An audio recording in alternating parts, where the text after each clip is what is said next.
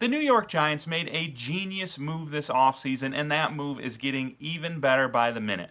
I'm going to break that down, and then there's a couple other bits of Giants news that came out today that I'll discuss at the end of the video. But before I get going, got to introduce myself. My name's Paul. This is Big Apple Sports. Thanks for tuning in. Take just a quick second, like and subscribe. It really does me a huge solid, and I appreciate when you guys do that.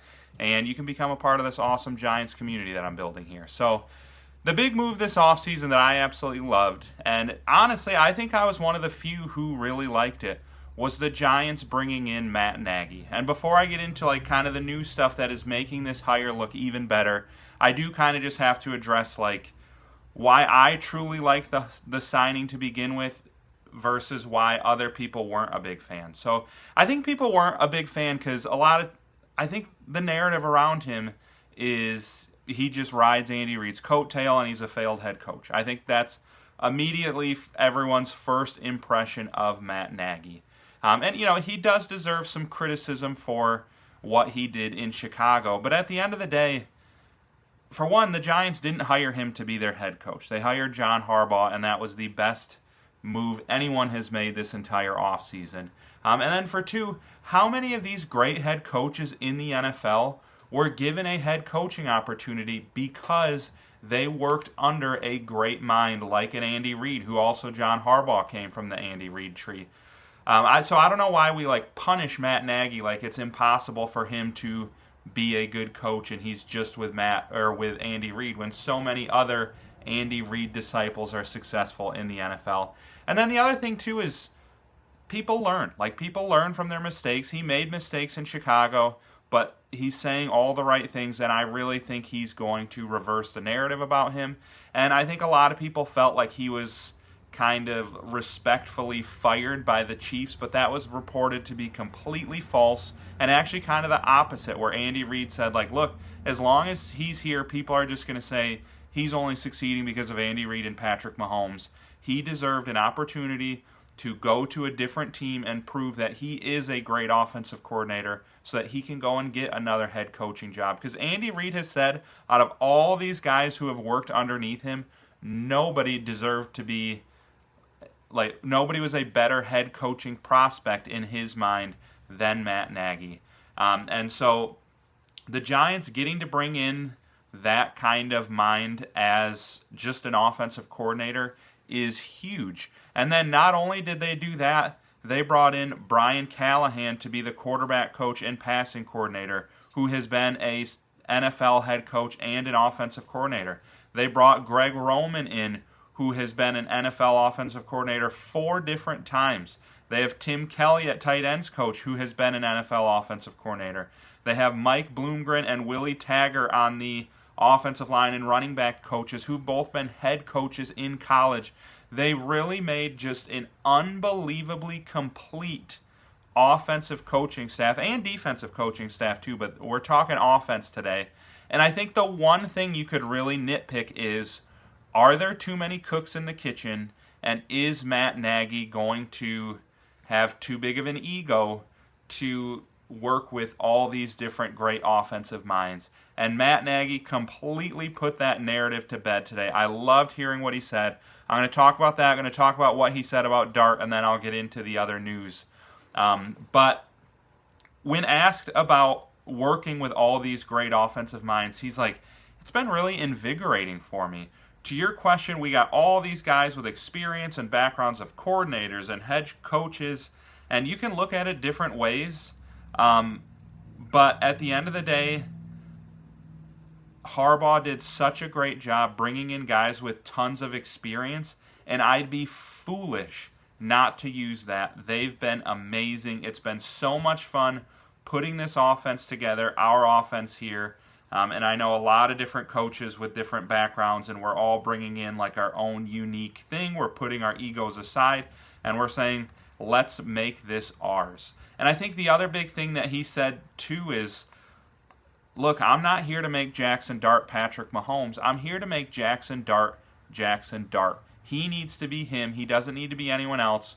We're not going to, another thing he said is, This isn't going to be the Kansas City Chiefs offense in a Giants uniform. This isn't going to be a Baltimore Ravens offense in a Giants uniform. This is going to be a New York Football Giants offense that is tailored to our players. And that right there is music to my ears. Because if you talk to any Bears fan about the Matt Nagy era in Chicago, what they would tell you, and I'll pull up the stats to show you, is Mitch Trubisky looked really good in his first season under Matt Nagy because Matt Nagy tailored the offense to suit his strengths. And then in the next season, year 2 for Matt Nagy, he kind of was just like, all right, training wheels off. You need to be what I need in a quarterback. And Mitch Trubisky was just never that. And so when you look at the difference between year 1 and year 2, Trubisky goes from a 71 QBR in his first season with Nagy, that was 3rd in the NFL this season, all the way down to a 41 QBR. Because if you watch that team, it was just trying to shove a round peg into a square hole. Like, Trubisky was just not the kind of quarterback that Nagy wanted for his offense. And I think he's even kind of alluded to that in later years. Like, he was on the Chiefs and was a part of wanting the Chiefs to take Patrick Mahomes and not Mitch Trubisky. And, you know, some people are going to use all this as a knock against Nagy. But what I'm telling you is people learn from their mistakes.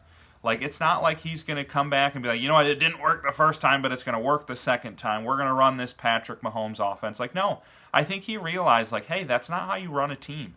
Like, not every player is the same. Not every offensive group's the same. We got to tailor this to what these guys can do best. And he's already telling us that's what we're going to do. And he's like, I'm going to use all these great minds in our offensive staff. Some of these guys who have worked with, like, you got players in this room who've worked with Lamar Jackson, Patrick Mahomes, Joe Burrow. Like, all these kinds of offensive minds are in this room, and they're going to help Jackson Dart be the best version of Jackson Dart. They're not trying to turn him into somebody he's not. They're not saying, hey, this is our offense, you got to figure it out. They're saying, how can we make this an offense that best supports Jackson Dart? And I love that. Love, love, love it. I think it's going to be huge for this offense this year. So, a couple other moves I got to talk about. The Giants are making some moves at guard. They have brought in Lucas Patrick yesterday, and then Daniel Fa'alele, I think I said that right, from the Ravens. He's an interesting one. If you kind of scour, you know, the Ravens Reddit and Twitter pages from last year, you almost kind of get some Evan Neal vibes, where a lot of people felt like, why is this guy on our team? Why does he start? Like, so I don't love seeing that. But at the same time, it sounds like he is really good in a power running game, and that could be something huge for the Giants at guard.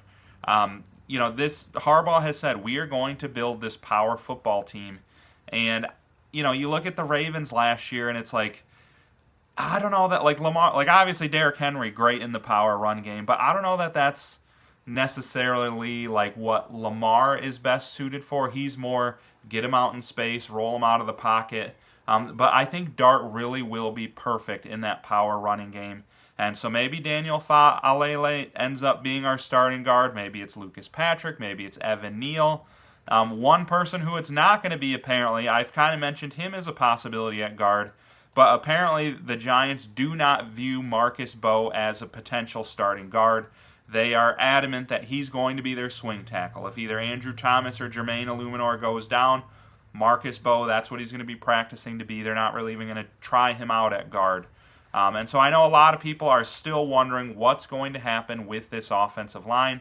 Like, I mean, I think it's entirely possible at this point that they're going to bring in all these different guys, Lucas Patrick, Fa'alele, Evan Neal, all these different guys, and say, hey, go for it. Whoever's the best is the best. And, you know, I think we all would have liked a better solution at guard, but at the end of the day, you do have two of those three guys, Evan Neal being the third, who have started a lot of games at guard, and you could probably do worse than them. And then you got to hope, hey, maybe Evan Neal, you've seen all these videos of how hard he's working and trying to get back to being the player he was drafted to be. Maybe he pans out.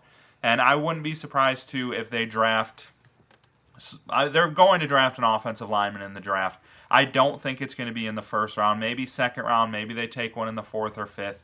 But I think it's just going to end up being a huge competition, and may the best man wins. Iron sharpens iron. Hopefully somebody rises up and proves themselves worthy of that starting spot. But either way, yesterday I kind of talked about how high I am on this defense.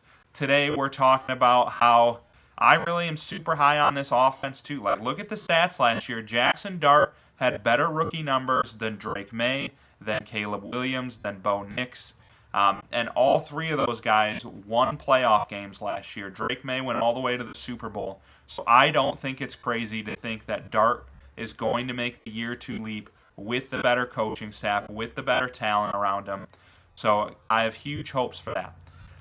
Make sure on your way out you hit that subscribe button, hit the like button too. We are officially 15 days of me, at the time of me recording this, from the NFL draft. It's coming up very quickly. There's going to be a lot more Giants news between now and then, so you don't want to miss out. Hit that sub button. I'll catch you with some more news tomorrow.